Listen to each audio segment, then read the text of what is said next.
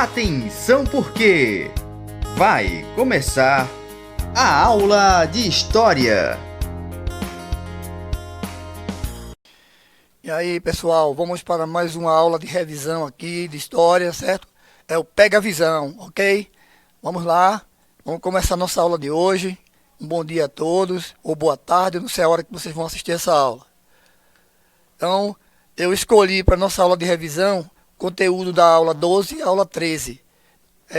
O Segundo Reinado, foi assunto bem recente, né? E o processo abolicionista do Brasil. Então, na semana passada que vocês assistiram, né? Então, a gente vai fazer uma revisão sobre esses conteúdos e vocês vão dar uma estudada para poder fazer o procedimento avaliativo, ok? Então, quero agradecer a presença de todos desde já, ok? E agora vamos para o nosso Pega a Visão. Eu vou iniciar nossa aula com o Segundo Reinado. No século XVIII, como eu havia falado para vocês, o café ele era cultivado apenas na província do Rio de Janeiro, apenas como se fosse um consumo local. Basta vocês se lembrarem disso. E após o ano de 1820, a produção cresceu progressivamente, destinando-se aos mercados dos Estados Unidos e também da Europa. Já na década de 1830, 10 anos depois, ele já era o principal produto da nossa economia, produto de exportação da economia brasileira. Então, o café, ele que é uma planta originária da África, chegou ao Brasil no meados do século XVIII, precisamente em 1727, foi trazido lá para o estado do Pará, a província do Pará, e o cara que trouxe foi o Francisco de Melo Palheta. E depois o café ele vai se espalhar pelo Vale do Paraíba Fluminense.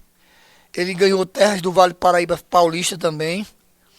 E a partir da segunda metade do século XIX, expandiu-se para o interior de São Paulo, chegando a Campinas e Ribeirão Preto. Mais tarde, alcançou o sul de Minas Gerais e o norte do Paraná, que são os estados que mais plantam e colhem café no Brasil. Como eu falei para vocês na aula que foi passada, né? A gente aqui no Brasil toma o pior café, o café de quinta categoria. O que é bom só vai para fora. Essa é a realidade, né? Bem, aí dentro desse assunto do Segundo Reinado, temos a Era Mauá, um surto industrial. Por que um surto industrial? É aí, gente, que a indústria brasileira ela vai crescer. Então, a independência do Brasil ela não alterou o predomínio da Inglaterra na economia do país. Pelo contrário, a Inglaterra continuou sendo beneficiada com os acordos que foram renovados. E no início do Segundo Reinado, porém, o crescimento das exportações de café transformou os Estados Unidos o principal comprador de café do Brasil, superando até a Inglaterra. Em 1842, terminou a vigência do Tratado do Comércio com a Inglaterra. Aí o governo brasileiro, enfrentando dificuldades financeiras, não renovou. Ao contrário, para aumentar a arrecadação pública, o governo decretou em 1844 uma tal de Tarifa Alves Branco, que era o ministro da Economia na época, Alves Branco. E o que dizia essa tarifa? Seguinte, essa medida ela vai elevar para 60% a taxa sobre os produtos, os artigos importados, o que estimulou o desenvolvimento da produção interna aqui no Brasil. Porque o produto para vir de fora tinha que pagar 60% de imposto, taxa. Aí, o Brasil deixou de comprar, de importar muito de fora e começou a produzir. Foi uma grande iniciativa. E além disso, a extensão do tráfico negreiro em 1850. Né? Parte do dinheiro, antes gasto no comércio de africanos escravizados, agora vai ser direcionado para a indústria. Então foi nesse contexto aí que se destacou a figura do Barão de Mauá. O nome dele era Irineu Evangelista de Souza, um dos maiores empresários brasileiros. Esse cara ele nasceu para ser um grande empreendedor. Veja só, para você ter uma ideia, além de possuir um estaleiro em diversas indústrias, ele investiu em casa de comércio, como a MacGregor e a companhia, Casa Mauá e companhia, financeiras, o Banco Mauá. Para vocês terem uma ideia, esse cara com 14 anos, ele era moleque de recado de uma bodega, uma barraquinha. Ele começou e todo o dinheirinho que ele pegava o trocado, ele ia guardando, guardando, comprava títulos públicos. Veja como o cara já tinha a mentalidade de um grande empreendedor. E esses títulos públicos, com o passar do tempo, iam se valorizando, valorizando, e ele fez uma fortuna. E aí começou a investir no que ele construiu. Ele trouxe a companhia de bondes do Jardim Botânico, ele realizou um monte de coisas. Companhia de navegação a vapor no Rio Amazonas, a estrada de ferro de Mauá, a companhia de rebocadores, a vapor Rio Grande do Sul. Então, um monte de realizações ele trouxe para o nosso país. Dom Pedro II, que era o imperador do Brasil, praticamente um cara cheio de cursos, um tão inteligente, o homem era sábio praticamente, mas não agia, não se mexia, não se movia para nada. A modernidade que quem trouxe para o Brasil nessa época foi o Barão de Mauá. Tá até passando a novela aí das 6 com o imperador, né? E vocês assistam, aquilo ali, como eu falei na aula passada, 70% ali é ficção, é mentira, é uma coisa inventada. 30% apenas é o que é a realidade que acontecia. O fim do tráfico negreiro, que na verdade não foi fim nenhum.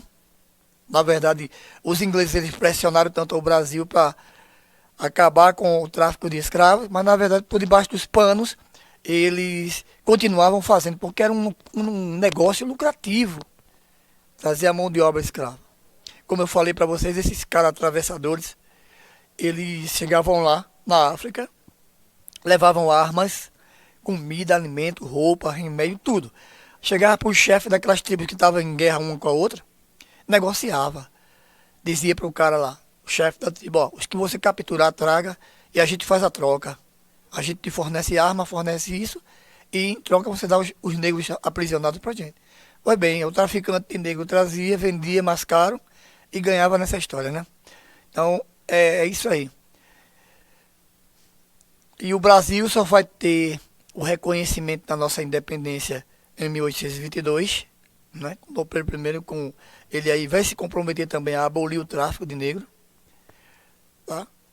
Aí isso foi uma das exigências, tá? Mas teve o pagamento de 2 milhões de libras que o Brasil pediu emprestado à Inglaterra para pagar a Portugal e Portugal pagar a Inglaterra de novo, voltar para a Inglaterra. Então, quer dizer, foi só um rodízio. Que Portugal, tudo que devia até o pescoço à Inglaterra, tudo que levava do Brasil era para deixar em Inglaterra, nos cofres da rainha. Então, as dificuldades diplomáticas entre Brasil e Inglaterra, elas se agravaram quando o governo brasileiro estabeleceu essa tal tarifa Alves Branco. Em 1844, né, aumentando os impostos sobre as importações. E a resposta imediata inglesa foi o decreto da Bill of Burden, em 1845. O que era a Bill of Burden, professor? Bem, uma lei que autorizava a marinha inglesa a prender qualquer navio negreiro que cruzasse o Atlântico, né, carregando, transportando negros, traficando, não importava qual fosse a sua nacionalidade. Ia julgar os traficantes segundo as leis da Inglaterra. Levava para a Inglaterra para ser julgado lá. Então, diante da tamanha pressão, o Parlamento brasileiro ele votou a favor da abolição do tráfico em 1850, com a tal de a Lei Eusébio de Queiroz, não esqueçam, 1850. A Lei Eusébio de Queiroz é a lei que acabava com o tráfico negreiro. Então, a medida provocou sérias dificuldades à cafeicultura no Brasil, motivando, assim, ações para o abastecimento da mão de obra. As novas formas de trabalho que vão surgir na época. Uma das soluções encontradas pelos fazendeiros e governantes para atender à necessidade de mão de obra na lavoura foi estimular a vinda de trabalhadores estrangeiros para o Brasil. E em 1847, o senador chamado Nicolau de Campos Vergueiro, esse cara aí era dono de fazendas, né? Então lá em Ibiacaba, na província de São Paulo, ele criaram aí o sistema de parceria, trazendo esse povo para trabalhar. A remuneração dos trabalhadores também era baixíssima, de modo que eles nunca conseguiam pagar suas dívidas. Como eu falei na aula passada, tinha um barracão dentro da fazenda, eles não iam para a rua comprar as coisas não, eles compravam dentro da fazenda, no barracão, tudo que precisava. Quando era no final do mês para receber o dinheiro ficava todinho para o fazendeiro, que já pagava a dívida que ele estava devendo. Era praticamente uma semi-escravidão. Praticamente, uma dependência. E nesse sistema, o colono e sua família eles eram contratados para cuidar de certo número de pés de café. Era uma empreitada, recebendo uma remuneração básica pelo cultivo e um pagamento extra pela colheita. Vivendo na fazenda, por vezes, suas residências eram antigas, como aquelas antigas senzalas que tinham na fazenda. Eles também podiam cultivar gêneros de subsistência, como milho, a mandioca, o feijão, etc. Em alguns casos, os colonos dividiam esses produtos com os proprietários ou vendiam parte da colheita. Mas era aquela colheita pequena. Então veio a Lei de Terras, 1850, que foi até um assunto, um conteúdo da minha aula complementar. Foi essa aí, a Lei de Terras. Vou só reforçar agora rapidinho. Então, desde a época das Seis Marias, né, deu início à colonização, todas as terras da América Portuguesa eram da coroa e só podiam ser doadas pela coroa, por ela. Para garantir sua posse, os sesmeiros deveriam ocupá-las produtivamente e protegê-las. Então, a partir de 1850, com a promulgação da Lei de Terras, o direito à posse só se tornou possível pela compra e garantido por um documento emitido por um juiz. O Estado passou a vender as glebas, né, essas terras aí, parceladas, essas parcelas, e a retomar as terras não legalizadas. Em geral, pequenas propriedades ocupadas por negros, mulatos e pobres. Para as populações indígenas, a consequência da lei foi o confisco de seus territórios para a realização de leilões, de venda, ficando preservadas as terras apenas dos grupos mais resistentes e os que viviam mais distantes, em regiões mais distantes. O governo não queria ir atrás dessas terras que eram mais distantes, porque eles sabiam que além da distância tinha a resistência. Queria pegar as mais próximas. O papel das mulheres no período imperial está aí. As mulheres existiam as mulheres livres, brancas e ricas, que a mobilidade no espaço público era limitada, elas não saíam para todo canto. Era uma missa ou assistiam uma peça de teatro, alguma coisa assim. Elas só saíam às ruas acompanhadas em poucas ocasiões, para visitar um parente, assistir uma missa, né? Essas coisas todas. Já no século XVII e XVIII, as da elite do império, elas tiveram o acesso à educação. Já as mulheres livres, pobres, não podiam pagar escola ou professores, raramente eram alfabetizadas. Geralmente trabalhavam como doceiras, costureiras, lavadeiras, lavradoras, tecelãs. Eram profissões que lhes permitiam ganhar algum dinheiro. Embora as mulheres fossem educadas para se submeter aos maridos, muitas chefiaram seus lares durante o século XIX. Na província de São Paulo, em 1872, cerca de 40% dos domicílios eram comandados por mulheres solteiras, viúvas ou casadas, com maridos ausentes por longos períodos ou desaparecidos. No outro extremo dessa sociedade, gente, por último, estava aí as mulheres escravizadas. Nas fazendas, elas podiam ser mucamas, amas de leite, cozinheiras, engomadeiras, lavadeiras, etc. Ou trabalhar na roça. Nas cidades vendiam quitutes, frutas, bebidas e outros produtos. Então, como pode observar, 3 tipos de mulheres, né? A branca livre e educada, a branca livre que não tinha acesso também à educação, não podia, e a mulher negra escravizada, né? Bem, isso aí foi somente um pega-visão para vocês se recordarem sobre o segundo reinado, ok? Agora a gente vai entrar na outra aula, que é o outro conteúdo, chamado Movimento Abolicionista no Brasil. Certo? Vamos pegar a visão mais uma vez. Vamos lá. Bem, a abolição da escravatura, ela aconteceu em 13 de maio de 1888. E foi uma conquista muito tardia, né? Eu não diria uma conquista porque, quando veio essa Lei Áurea, foi muita pressão que a princesa Isabel sofreu aqui no Brasil, né? Que, na verdade, os grupos políticos que existiam nessa época, eles não queriam acabar com a escravidão, porque além do comércio lucrativo, era a mão de obra que eles precisavam nas fazendas deles. Então eles não tinham interesse. Mas por conta das pressões do governo inglês, a princesa Isabel foi lá e decretou a Lei Áurea, 13 de maio de 1888.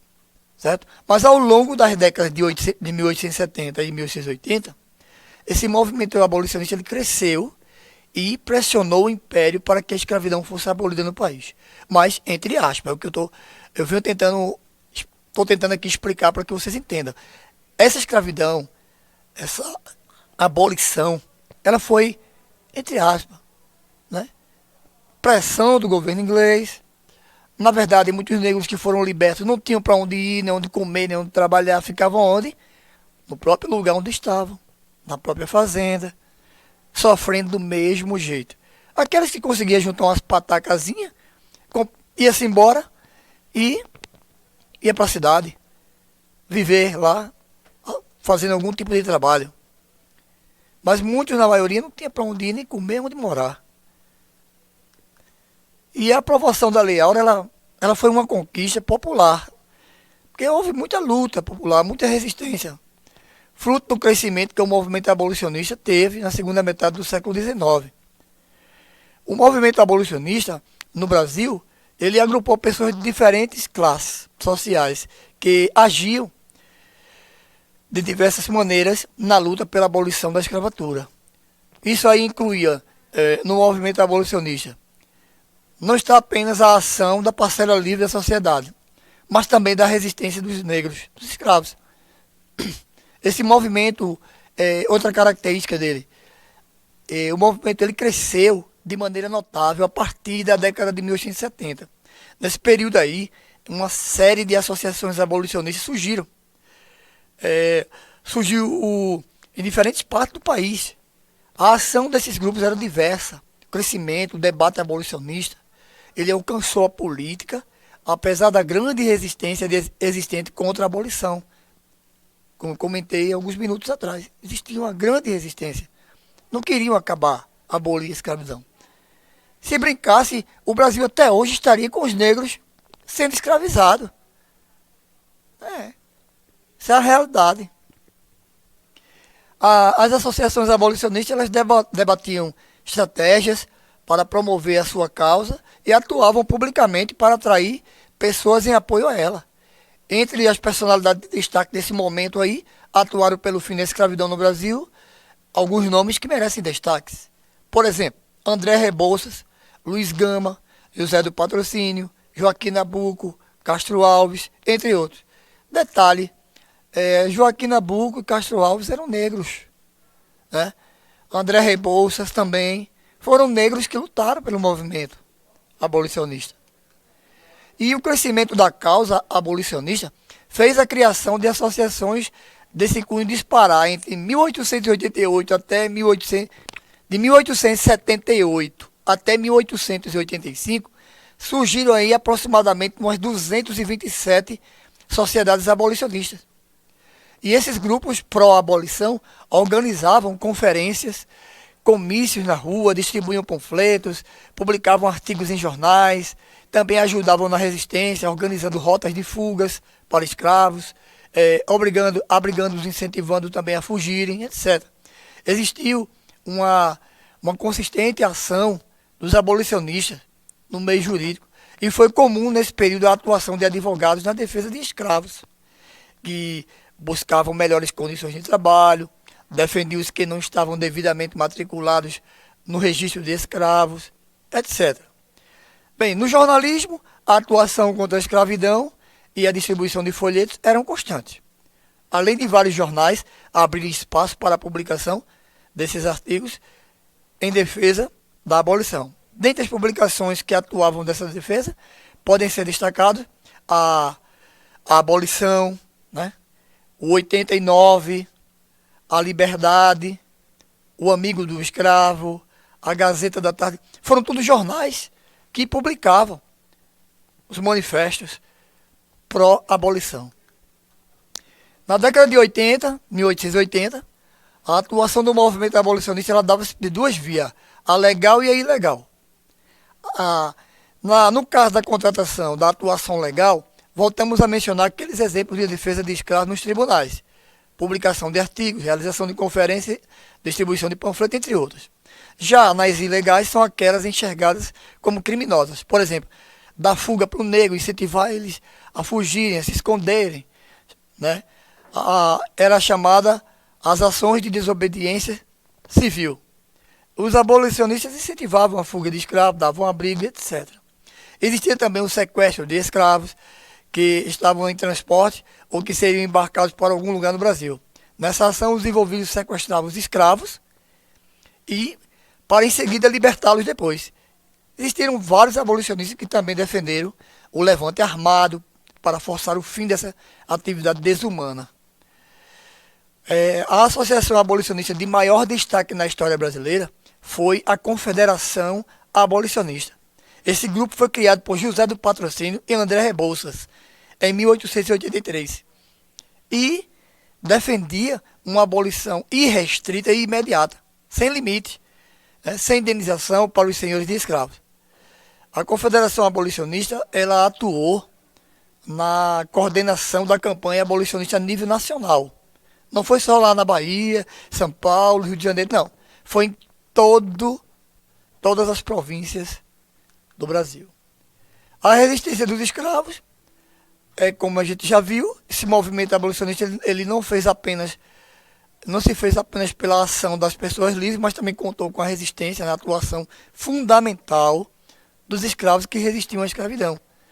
Diversas fugas, né, aconteciam, porque os escravos eles percebiam que o crescimento do movimento e sentiam-se encorajados para fazer isso. Então as fugas eram coletivas, eram constantes.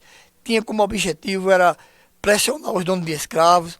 Em outros casos, os escravos rebelavam-se contra o seu senhor, o que resultava na morte de sua família. Era uma coisa, as lutas eram grandes, constantemente, todos os dias, todas as horas. E essa resistência, ela procurava enfraquecer a escravidão, para que seu fim fosse conquistado.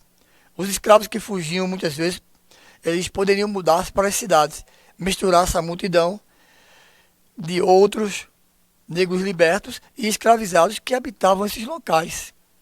Outros, por sua vez, preferiam mudar-se para os quilombos, que eram redutos que abrigavam escravos fugidos. Lá no final do século XIX, então surgiram os quilombos em diferentes partes do Brasil, sobretudo ao redor de cidades como Rio de Janeiro. E um dos quilombos mais conhecidos lá no Rio de Janeiro era o quilombo do Leblon, que hoje Leblon é um bairro de gente rica ali perto da praia, né? Responsável por ter criado o símbolo da causa, a camélia branca, que era uma flor, gente, transformada em símbolo de todo esse movimento.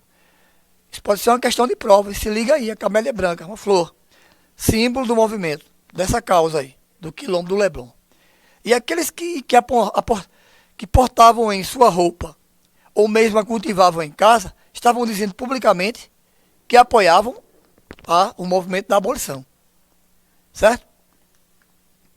As leis abolicionistas que surgiram, tá? Vamos ver aí, elas surgiram de forma gradual. Vamos ver, duas leis foram importantes nessa transição. A lei do ventre livre, que dizia que ela foi lá em 1871, e a lei do sexagenário, em 1885. O que decretava essas leis? A lei do ventre livre decretava que os filhos de escravos nascidos no Brasil a partir de 1871 seriam livres. Os senhores de escravos poderiam aproveitar da mão de obra deles até os 21 anos de idade. E então deveriam conceder sua liberdade. Veja, como é que o cara nascia a partir de 1871, estava livre e ainda ia trabalhar até os 21 anos de idade, para depois o senhor dar a sua alforria. Aí o bicho pegava. Então deveria conceder sua liberdade sem nenhuma indenização. Se preferisse, poderiam conceder a liberdade desses aos 8 anos de idade e por isso receberiam 600 mil réis de indenização. Aí era, né, 8 anos, era bom para o fazendeiro, muitos fizeram isso. Já a lei dos sexagenários decretava que todo escravo com mais de 60 anos seria alforriado depois de trabalhar por mais 3 anos, como indenização de sua alforria. Quer dizer, o cara chegava aos 60 anos de idade, parecia ter 75. Estava acabado, desgraçado. Ia trabalhar mais 3 anos para compensar para o senhor dele, como se fosse uma indenização. O cara já estava com quase 80, praticamente, só de aparência. Ele tinha 63, mas parecia ter 80. Estava acabado. Então, isso aí, peguem a visão, leiam bastante essas coisas que eu estou falando para vocês, com esses detalhes. Então, a abolição, só voltando para a gente concluir, ela foi lá no dia 13 de maio de 1888, né? O grande temor do Império era, e de personalidades influentes na época, era que o debate pela abolição ela resultasse em uma guerra civil, assim como havia ocorrido lá nos Estados Unidos, as colônias do Sul e do Norte. Então, para evitar isso, a solução era promover a abolição. Então, foi diante de tanta luta para isso acontecer, pessoal. Os líderes do movimento estão aí, cada um, o Luiz Gama, Joaquim Nabuco, José do Patrocínio, o que cada um, ó. Olha só o que aconteceu com o Luiz Gama. Foi vendido como escravo pelo próprio pai. Após conquistar sua liberdade, tornou-se jornalista e rábula, quer dizer, advogado sem formação. É considerado atualmente o patrono da abolição da escravidão no Brasil. Joaquim Nabuco aqui, pernambucano, tentou conquistar o apoio dos abolicionistas europeus em prol da causa brasileira e era defensor da realização da abolição irrestrita, né? E a campanha acompanhada de reforma agrária para distribuir essas terras para os negros, os libertos. Como eu falei, não tinham para onde ir. Tinha que ter um pedacinho de terra para eles morar, plantar e sobreviver com a família. E o José do Patrocínio era um negro e jornalista, foi um dos fundadores da Confederação Abolicionista e um dos principais redatores do manifesto dessa associação. Então, são os grandes nomes que se destacaram, ok? Então, pegaram a visão, eu conto com vocês, estudem para o nosso procedimento avaliativo, certo? E até a próxima.